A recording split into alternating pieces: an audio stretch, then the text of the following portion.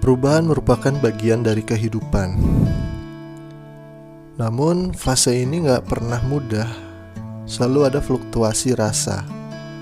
Terkadang kita merasa begitu gembira dan bersemangat, tapi gak jarang juga kita merasa khawatir dan gelisah. Itu semua karena dalam setiap perubahan selalu datang ketidakpastian, sesuai atau melenceng dari harapan yang kita inginkan. Tapi gak perlu risau, semua orang pernah merasakan hal serupa. Terlebih saat baru melangkah keluar dari zona nyaman. Nah, sebagai teman yang baik, saya akan kasih 5 tips penting yang harus diperhatikan agar bisa beradaptasi dengan perubahan. Mari disimak.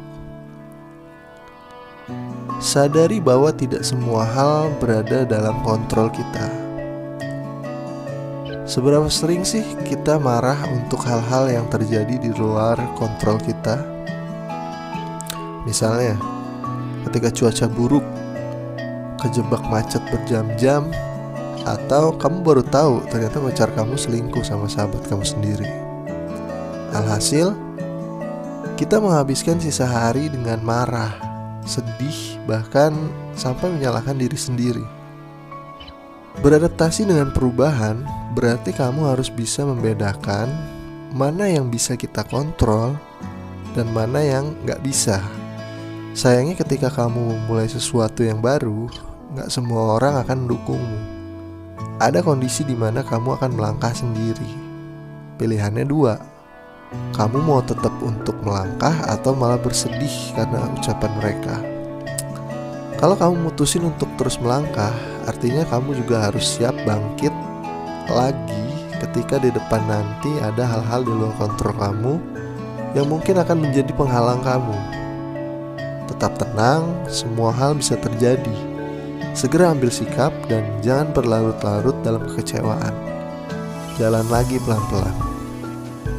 Nikmati setiap momen yang ada. Mungkin karena terlalu excited atau terlalu khawatir, tanpa disadari kita tuh gak bisa sepenuhnya menikmati apa yang terjadi sekarang. Kalau kayak gini, gimana bisa menikmati momen transisi atau perubahan itu? Ambil waktu untuk mengapresiasi setiap hal yang terjadi dalam hidupmu sekarang. Entah itu pekerjaan baru, teman, atau sahabat baru yang suportif, atau kesibukan baru yang kamu geluti. Ya apapun lah yang membuatmu bersyukur dengan hidupmu sekarang, harus kamu nikmati. Karena yang perlu diingat adalah setiap momen dalam hidup kita terlalu berharga untuk dilewatkan begitu saja. Kamu udah berjuang sejauh ini, rasa sakit dan lelah yang kamu rasain cuma kamu yang bisa ngerasain. Jadi obati itu semua dengan cara bersyukur dan menikmati segala prosesnya. Kenali setiap emosimu.